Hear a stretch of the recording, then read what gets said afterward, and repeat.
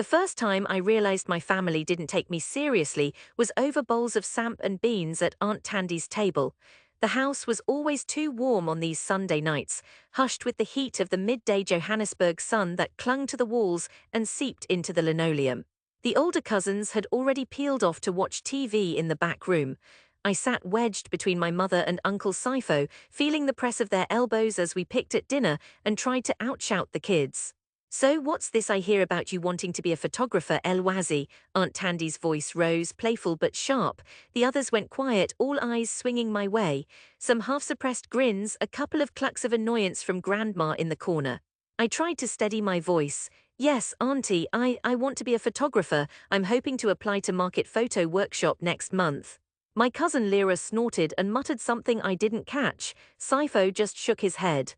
"Heybo Elwazi, man, what are you even saying?" That was Uncle Themba pausing his chewing.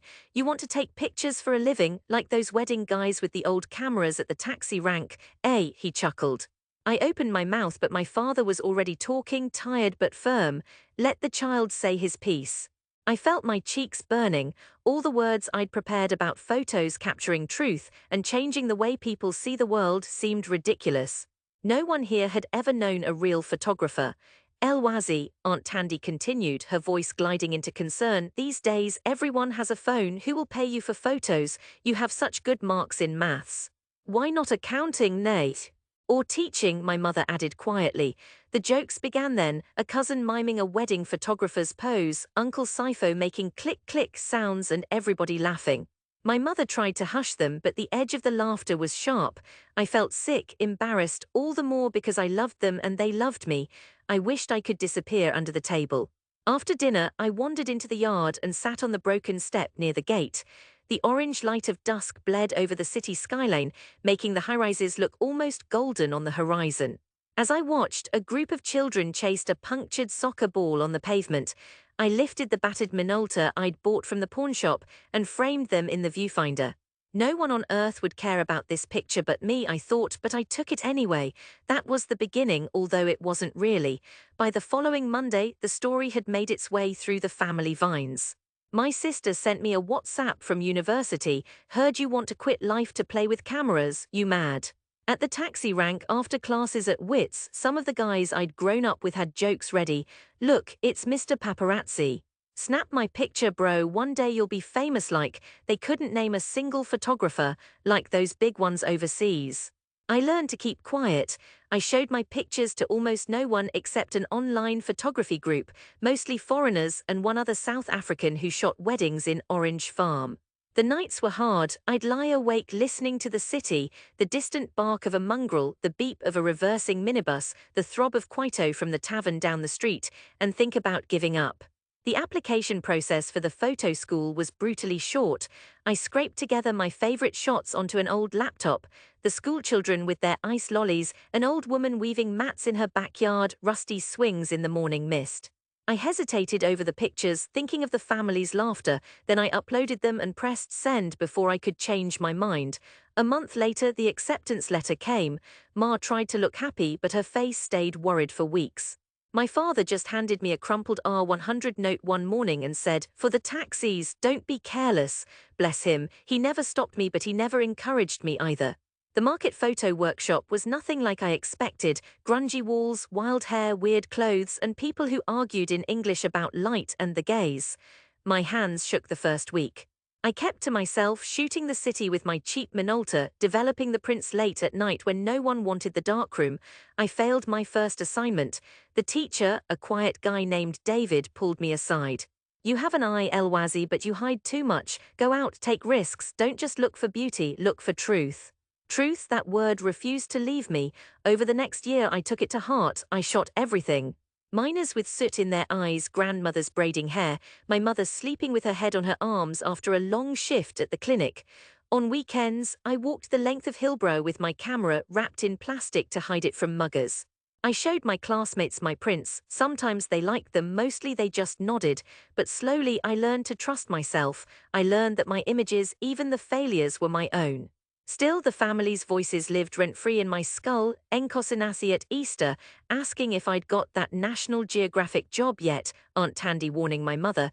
When the youth give up on useful work, the devil makes himself busy. Money was tight. After graduation, I tried selling prints in Braamfontein flea markets. I shot a wedding for 2 girls in Soweto and was paid in a plate of curry. I waited for a break that wouldn't come. When my mother died, sudden stroke, no warning, just an SMS from my sister at 5 a.m., I shuffled back to the family house. The rooms were colder, the chairs emptier. Ma's absence was a weight pressing down on us all. I wandered around, numb, snapping half-hearted pictures of her teacups and the empty table. The photography felt pointless, childish. That was the time I almost quit. For weeks I just drifted, helping Aunt Thandi with her church group, making supper, cleaning the stove. One afternoon, sorting through my old SD cards, I found a picture of Ma in her nurse's uniform, sitting on the stoop, light glancing off her cheek. I had forgotten about it, but looking at it then, I saw something pure. Softness, sorrow, strength. I wept until my chest ached. I got up the next morning and started taking photos again. Neighbors, schoolchildren, the old men drinking beer in the sun. I sent pictures to local magazines. No one replied. Still, I kept on. Then, years later, 4 to be precise, a message arrived from an editor at a European photo journal. She'd seen my online portfolio and wanted to feature some of my work from Hillbrow. I doubted it was real until her second message arrived, crisp and direct. Would I consider an exhibition partnership for a social documentary project on urban change? My palms sweated as I typed my reply. That's how it started. The project grew, gained sponsors, then grants. A small show in Amsterdam led to my images being featured at a Johannesburg gallery.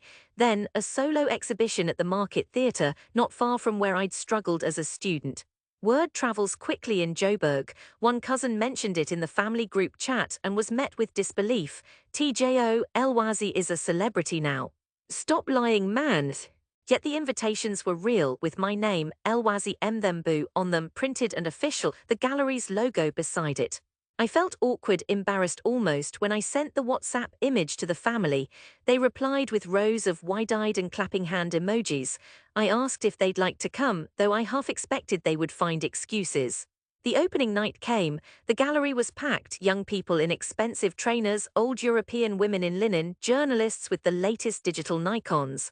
I stood in a borrowed suit at the entrance, heart a wild drumbeat in my chest. I could barely recognize myself in the mirror. I felt stretched between past and present, the scared boy on the broken step and the man greeting strangers in English. Then I saw them, Aunt Thandi in a bright blue dress. Uncle Sifo, shoulders hunched, looking uncomfortable in his funeral jacket, Lyra and her boyfriend who'd gotten taller and quiet. Even Uncle Themba, who always scoffed at art stuff, had come in his mining overalls, awkward and shy. They entered together, sticking together like lost sheep. I greeted them with hugs, cheeks pressed hard against theirs. The air inside the gallery buzzed, soft music, people chatting, clinking glasses. Aunt Thandi looked around, her eyes wide. So beautiful, Elwazi, all this is for you, Nay. I nodded, choking up. We moved through the space, the walls crowded with my photographs, large, some printed so big you could see every pore, every wrinkle. There was the old woman braiding hair on Pritchard Street. There was a child mid-run, arms flung out as if to fly. There was the sleeping nurse, my mother bathed in pale gold. I watched my family as they took it in. Some of them stared at the floor, awkward. Sifo scratched his head. Lyra leaned close to read the plaque beside my mother's portrait, her lips barely moving as she read, Gentle Dawn, Mabuto Mthembu, Nurse Mother. Hillbrow 2018s. She stepped back, biting her lip. Is that Ma? Yes, I whispered. All the joking, the mocking, the old laughter, that sharp sting I'd carried seemed to collapse into silence. I heard Aunt Thandi sniffle softly. Uncle Sifo blinked hard, pretending an eyelash bothered him. A reporter, noticing us, slipped near and asked my name. Aunt Thandi straightened up and said before I could, He's my nephew, the artist. She glowed with pride then, her hand firm on my arm. A camera flash went off. We looked around together. Uncle Themba shuffled over, squinted at the pictures, then nudged me with his shoulder. Elwazi, these are, you did well, man, I see now. He didn't have words for it. Few do for photographs that pin down a heartbeat. They stayed for hours, moving from one photo to the next. When supper was served in the back, tiny, neat plates of food with strange sauces, the family loaded theirs, laughing and pretended sophistication. Later, outside, under the cold Johannesburg night, as taxis idled in the street and the city glimmered behind us, my aunt hugged me tightly. "I was wrong," she whispered into my ear. "Your dream wasn't ridiculous." I shook my head, feeling all my old shame dissolve, replaced by something I could barely contain.